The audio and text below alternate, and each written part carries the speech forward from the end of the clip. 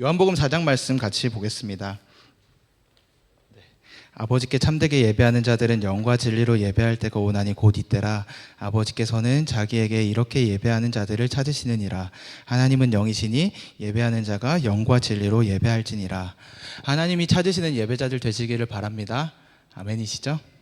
24절에서는 영과 진리로 예배하라 라고 말씀하시는데, 이 말씀에 대해서 다양한 해석들이 존재하기는 해요. 그렇지만 가장 기본이 되는 해석이 있다고 한다면 그것은 성령 안에서 예배해라, 그리고 말씀 안에서 예배해라 라는 이야기일 것입니다. 그래서 오늘은 특별히 성경의 말씀 안에서 말하고 계신 예배란 무엇인가, 그것을 나누고자 합니다.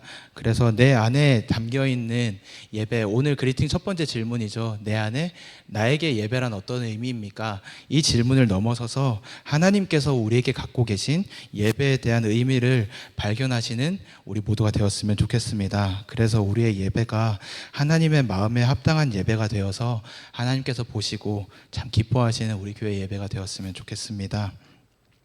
개역개정 성경에서 찬송이라는 단어가 처음 등장한 곳은 창세기 9장 26절입니다. 또 이르되 셈의 하나님 여호와를 찬송하리로다 라고 표현하죠. 이때 찬송하리로다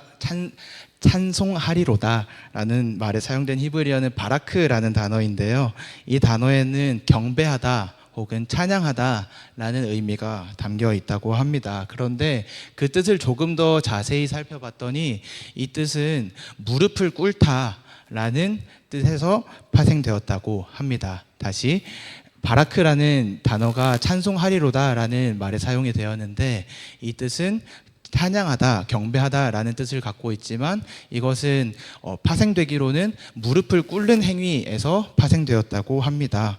그런데 놀라운 사실이 하나 있다면, 개역개정 성경에서 찬송하리로다 라는 표현이 처음 사용된 것은 여기이지만 바라크라는 단어가 처음 사용된 곳은 여기가 아니라는 사실입니다. 바로 창세기 1장 28절 말씀에서 사용이 되었는데요, 하나님이 그들에게 복을 주시며 하나님이 그들에게 이르시되 생육하고 번성하여 땅에 충만하라, 땅을 정복하라, 바다의 물고기와 하늘의 새와 땅에 움직이는 모든 생물을 다스리라 하시니라. 제 말이 빠른가요?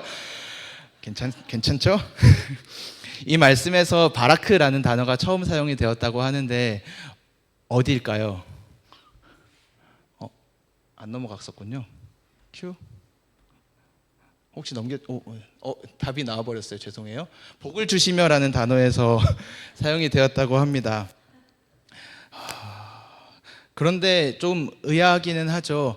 이전에 말씀드린 것처럼 바라크라는 단어의 의미는 무릎을 꿇는 행위에서 파생이 되었다고 말씀드렸습니다. 그것을 가지고 이 문장을 한번 직역을 해보자면, 하나님께서 이전에 빛을 만드셨죠. 궁창을 만드시고 바다와 땅을 만드시고 두 광명체를 만드시고 하늘의 새와 바다의 생물들을 만드시고 땅의 모든 생물들을 만드시고 마지막으로 사람을 만드시고, 하나님께서 이렇게 하신 거예요.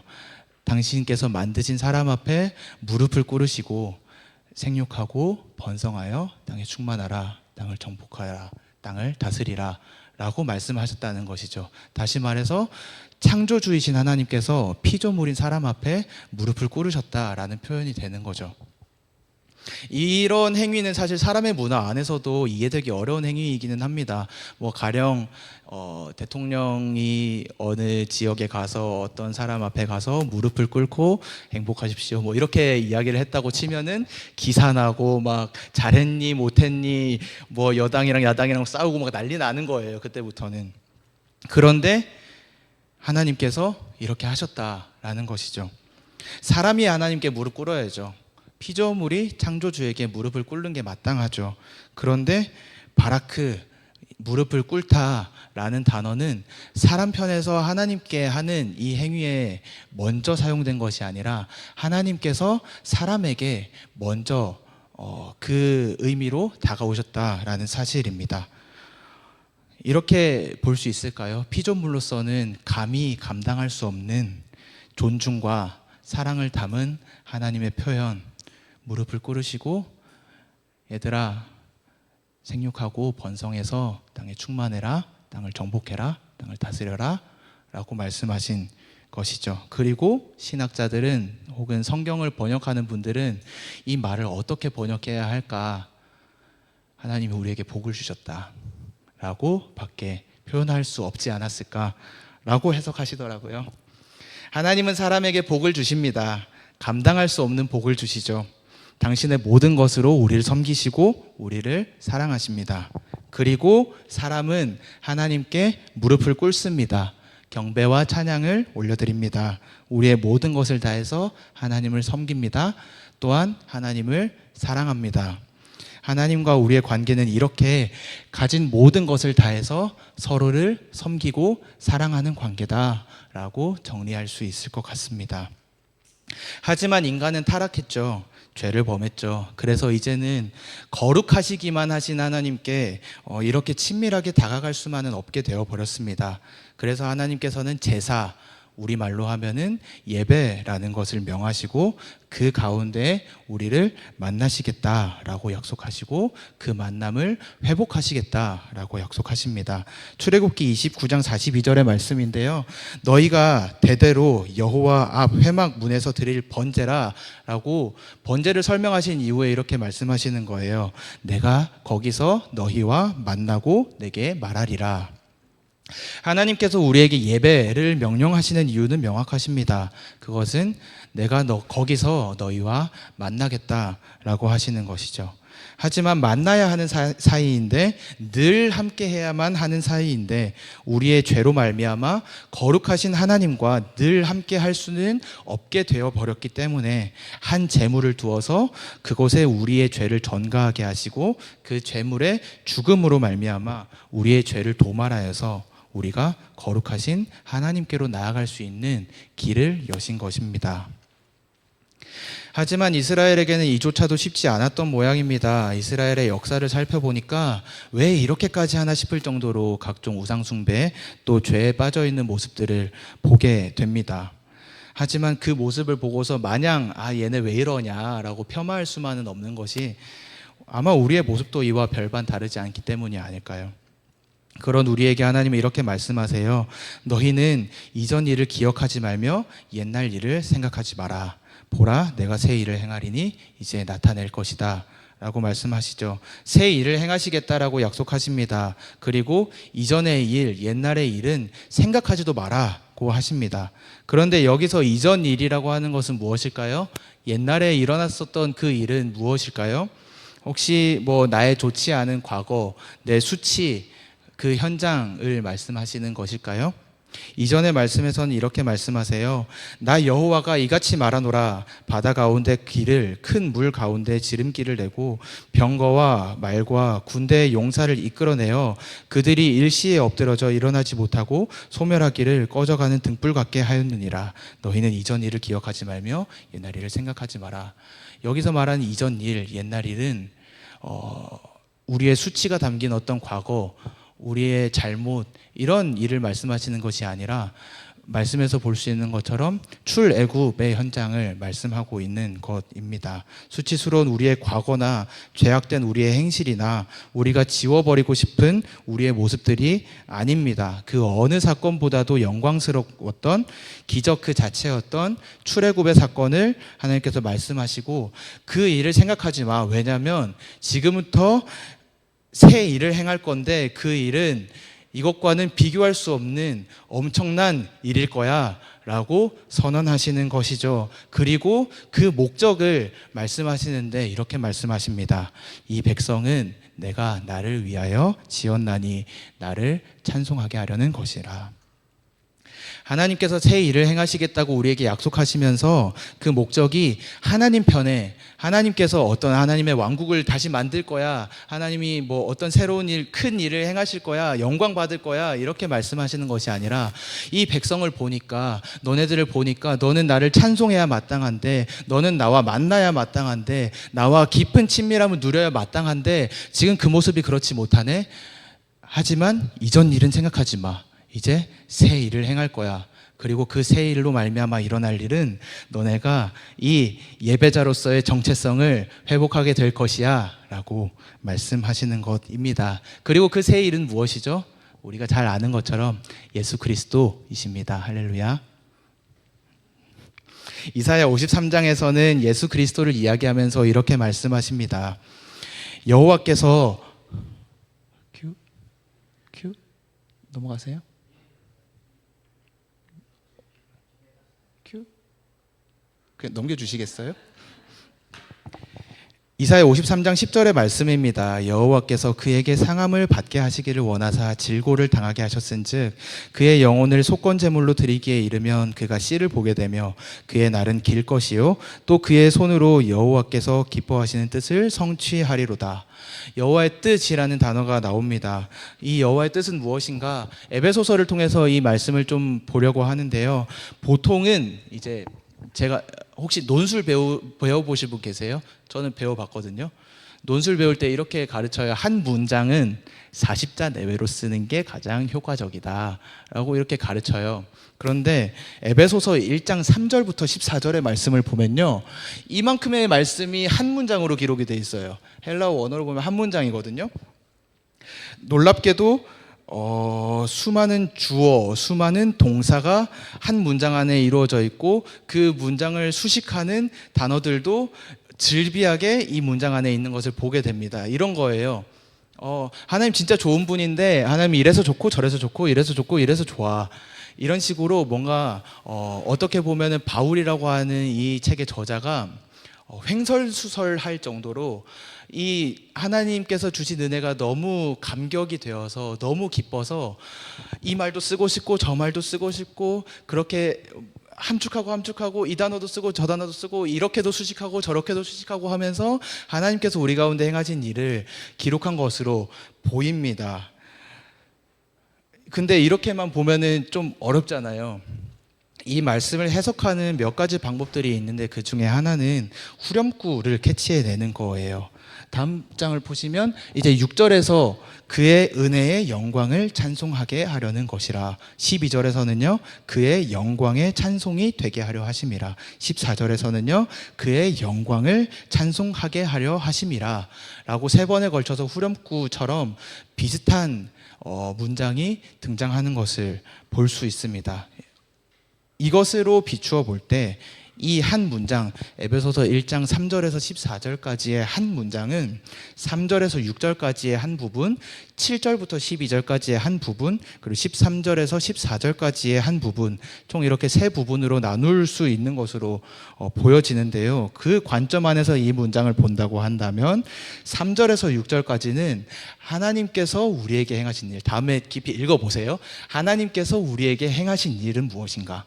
그리고 7절부터 12절까지는 예수님께서 우리에게 행하신 일은 무엇인가? 13절과 14절은 성령님께서 우리에게 행하신 일은 무엇인가? 라고 정리가 되면서 삼위일체 하나님께서 우리 가운데 어떤 일을 행하셨는지 볼 수 있는 한 문장으로 해석이 되기도 합니다. 그런데 놀랍게도 삼위일체 하나님이 일하시는 그 일하심의 결론은 이 후렴구죠. 그의 은혜의 영광을 찬송하게 하려는 것이라, 그의 영광의 찬송이 되게 하려 하심이라, 그의 영광을 찬송하게 하려는 것이라. 이 말씀으로 비추어 볼 때 여호와의 기뻐하시는 뜻은 우리가 하나님을 찬송하는 것, 더 넘어가서 우리가 하나님의 영광의 찬송이 되는 것을 말씀하고 있다라고 볼 수 있습니다. 즉 이사야 43장 21절 말씀, 이 백성은 내가 나를 위하여 지었나니 나를 찬송하게 하려 함이니라 라고 하시는 이 약속의 말씀의 성취가 하나님이 우리에게 예배를 명하시고 하나님이 우리에게 이렇게 살아라 라고 명하시는 그 명령의 결론이라고 볼 수 있죠. 다시 말해서 예배자로서의 우리의 정체성이 하나님 앞에 온전함으로 회복되는 것이라고 말씀드릴 수 있을 것 같습니다. 말씀을 정리하려고 해요. 웨스트민스터 소요리 문답 제1문입니다. 제가 질문할 테니까 여러분이 답변해 주세요. 제1문, 사람의 제일 되는 목적이 무엇입니까?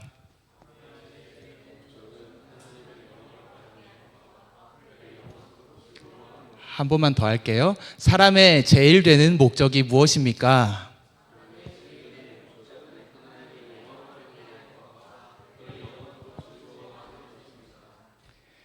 우리의 목적은 이것입니다. 하나님을 영화롭게 하는 것, 그리고 하나님을 기쁘시게 하는 것이라고 표현하지 않아요. 하나님을 즐거워하는 것이라고 표현합니다. 다시 말해서 하나님을 영화롭게 하는 우리의 예배한 측면의 모습이 있을 것이고, 또 한 측면은 하나님께서 우리에게 베푸시는 복을 끊임없이 즐거워하는 우리의 삶일 거예요. 다시 말해서 우리의 목적은 예배입니다.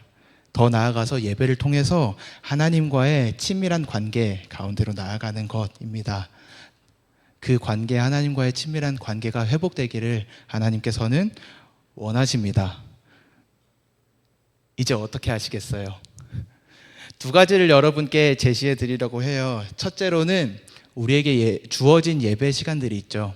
예배 시간들을 소중히 대하는 여러분들이 되셨으면 좋겠습니다.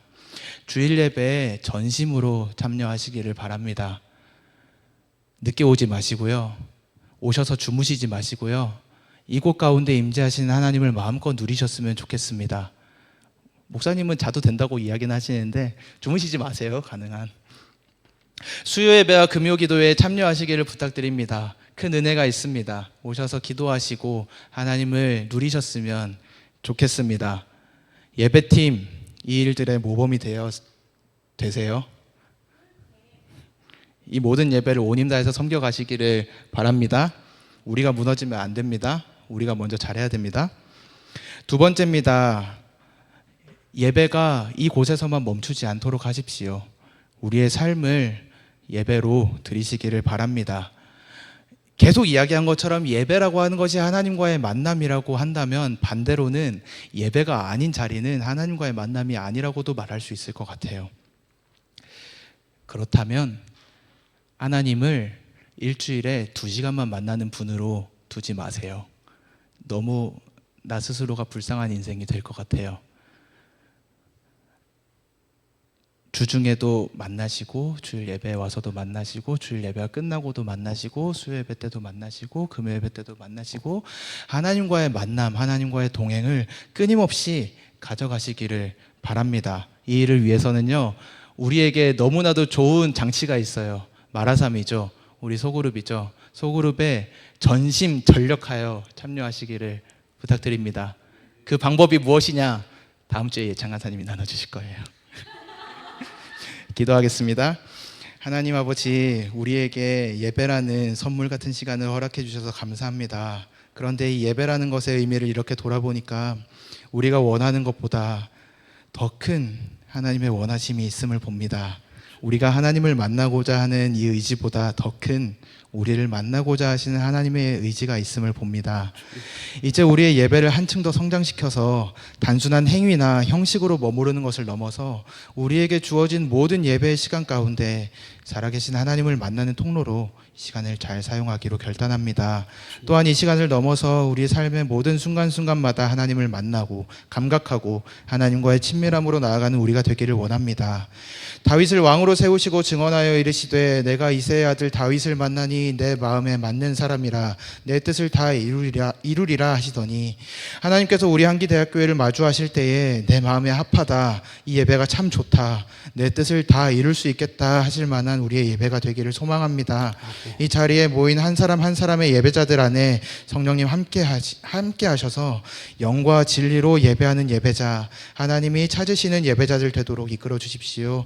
또 이 일 가운데 세우신 이들을 축복합니다. 예배팀 안에 계속해서 기름 부어 주십시오. 말씀을 전하신 우리 목사님을 붙들어 주십시오. 또 보이지 않게 여러 모양으로 이 교회를 섬기고 있는 이들 안에 하나님의 은혜로 덮어 주십시오. 이 모든 말씀 살아계신 예수님의 이름으로 기도드립니다. 아멘.